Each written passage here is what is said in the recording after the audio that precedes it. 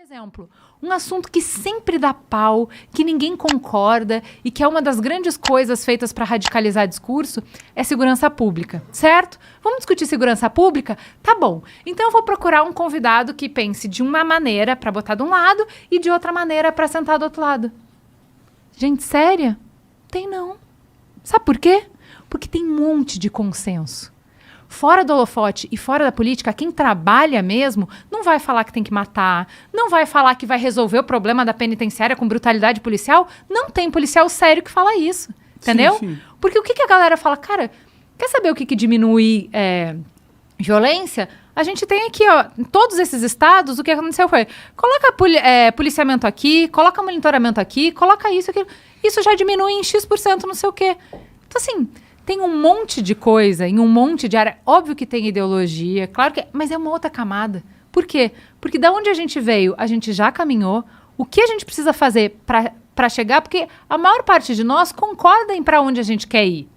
Tem muita coisa básica que a gente precisa melhorar. Sim. E a estratégia para chegar lá... Olha, todo mundo já sabe qual é. A gente também, devia... Né? Assim, a gente realmente dava para falar assim, vamos fazer o que a gente concorda e quando chegar a parte que a gente discorda, a gente volta a conversar? Bom, porque tem coisa pra caramba pra fazer, A gente já fez vários programas que depois o ouvinte falando, vocês não estão levando gente que discorda. Não tinha dois lados nessa conversa, tinha um só. Eles concordaram. Porque a verdade é que quando a gente senta com gente inteligente e bem intencionada, tem vários pontos que nos unem e pouco que são diferentes, entendeu? E eu acho que também que a gente vive num estado que está tão ultrapassado em comparação ao mundo. A gente já viu tantas inovações que já aconteceram lá fora, então a gente já sabe o que os caras fizeram e que deram certo lá, que a gente só podia trazer para cá. O problema do Brasil não é saber o que fazer ou ter pessoas qualificadas que sabem fazer. O problema do Brasil é um problema que a gente foi sequestrado por uma elite política que não tá nem aí pra nós. A gente não consegue tirar esses caras de lá, tá ligado? Então, eu acho que a gente, em toda a área, a gente tem gente boa e gente não boa. Vai ter podcaster que faz isso aqui bem, vai ter que não faz. Eu acho que a política é uma exceção. Tem alguém bom, mas é 1%. O que acontece é que a gente tem uma dificuldade, eu acho que isso tem muito a ver com a nossa cultura aqui no Brasil, de idealizar muito esse mundo político. Que é uma pessoa que vai 100% cumprir aquilo que você deseja, da forma como você deseja e no tempo que você deseja. Só de você achar que a solução está em uma pessoa, já está esquisita a estratégia. O que é a política partidária? É negociação. E na negociação, aquele cara que você queria que fizesse muito uma coisa, naquele momento vai fazer outra, porque lá na frente ele já está vislumbrando outra. Esse jogo, cara, é um jogo super de adulto. Ele é um jogo muito difícil de jogar. Porque é um jogo de frustração. A democracia é pra você todo dia sair frustrado. Porque vai ter um monte de gente que pensa diferente e tem que entrar num consenso. Você nunca vai ser plenamente atendido. Nunca. Eu entendo, mas é que, a forma com que a democracia é feita em vários países é diferente, entendeu? A forma com que a democracia é feita no país é tão doente que está em estado terminal, em estado de TI. Eu fico muito preocupado. Imagina a gente tá aqui fortalecendo a democracia. Exatamente.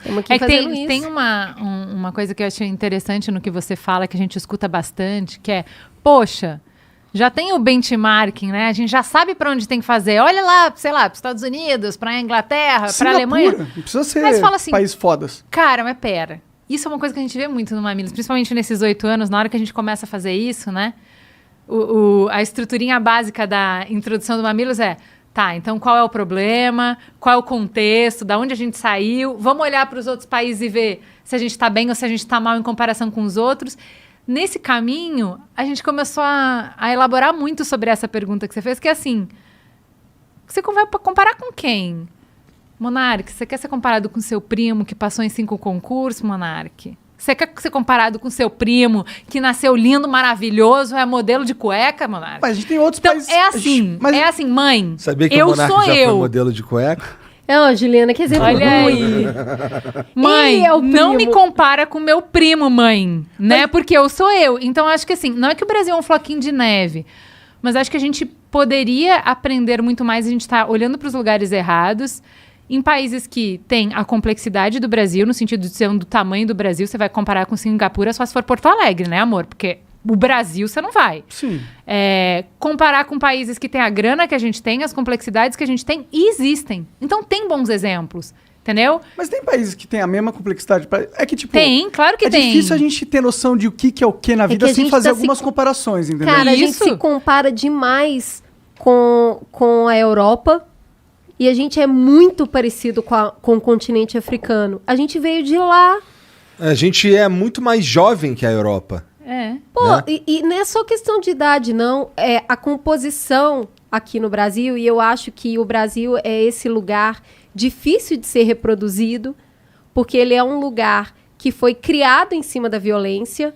Então, os portugueses chegaram numa terra que já tinha dono e tentaram, até hoje estão tentando, dizimar os donos dessa terra. E a gente ainda chama isso de descobrimento. Descobriu quem, né?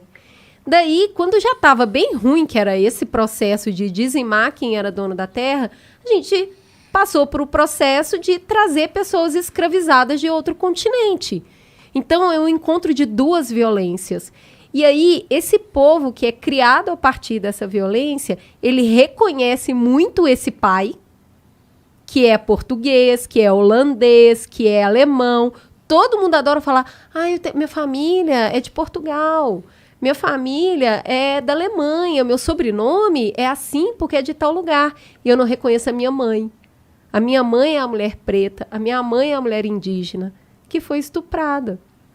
A gente nasceu de um processo muito violento. Se a gente não sentar e conversar... É tipo terapia. Se você não resolver um processo de 500 anos de uma violência e reconhecer não é arrumar não, tá? Uhum. Reconhecer é eu falar, putz, deu ruim, né, cara? A gente viveu 350 anos de uma escravidão regularizada.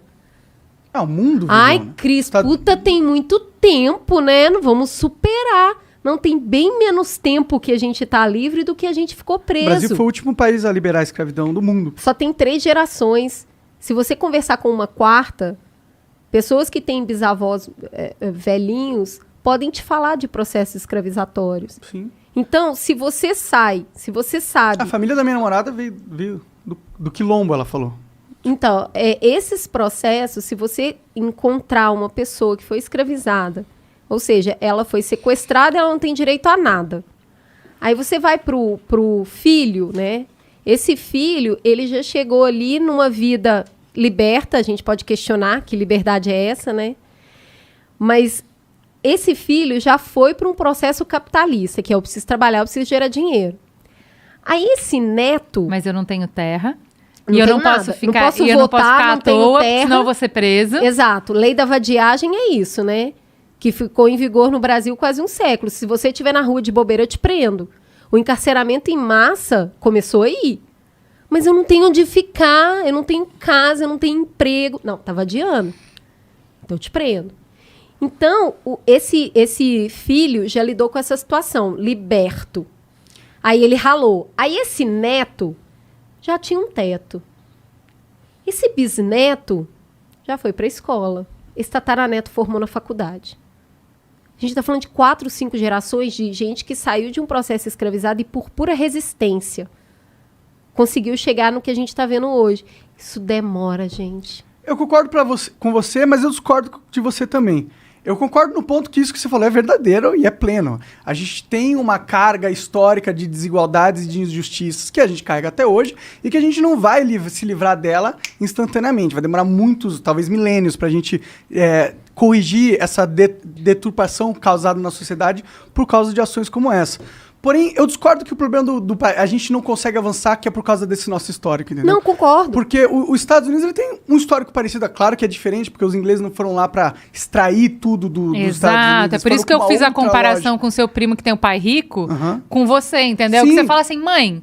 Né, meu primo fez inglês, teve todas as oportunidades, estudou em colégio particular, não sei o quê. Você quer mesmo comparar? Você queria que eu passasse em todos os concursos estudando em escola pública? Mãe, não compara coisas que são diferentes, com certeza, entendeu? Com certeza.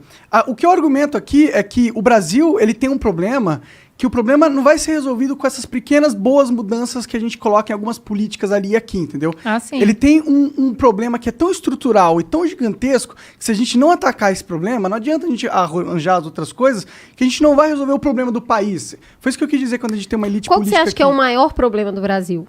O maior problema do Brasil é que a população ela não fica ligada na política para resolver os problemas delas ou para exercer o seu poder político. A maioria da população brasileira vê a política como uma corrida de cavalos ou um jogo esportivo de futebol, meu time contra aquele time.